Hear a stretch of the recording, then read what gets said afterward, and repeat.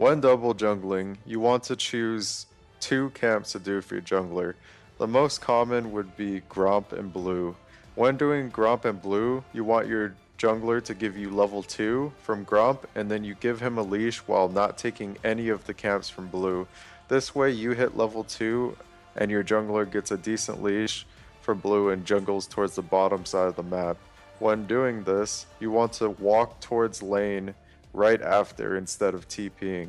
The reason for this on blue side is because when you have 80% health from tanking the camp and double jungle, you can literally just walk to lane with either Flask 3-pot or Doran's item and potion, and you'll have the TP advantage and level 2 over your opponent.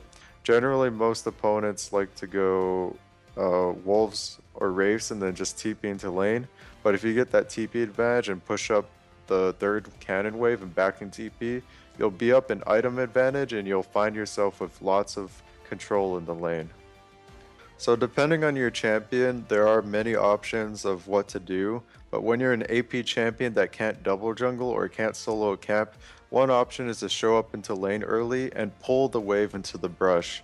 How to do this is standing at the edge of the brush, and when the minion waves come, you walk outside of the brush, you press S to stop your attack, and you wait until every single ranged minion attacks you at least once.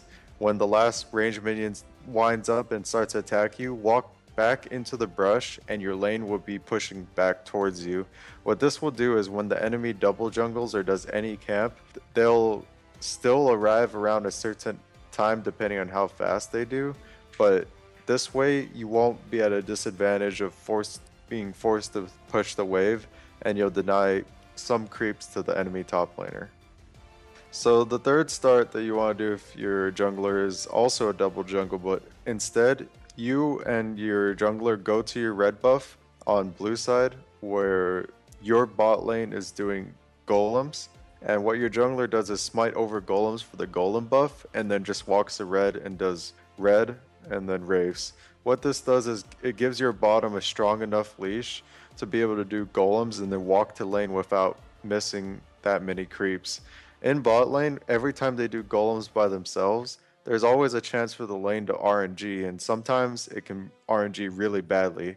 This smite will reduce the chances of that and, take out all RNG and just allow them to be in lane early, and it might give them an early level 2 advantage. What it kind of doesn't benefit for top and jungle, but what it does is it allows jungle to path towards top, and it allows top to get level 2 in double jungle and TP. It's not exactly that bad, but it's just another strategy for solo queue and competitive play. Thanks for watching this guide. Make sure to check out my other guides at lowclass.com. For team fights on Dyrus, it's important to play selfish, but you can be the engager by flash-Eing. It's not very common,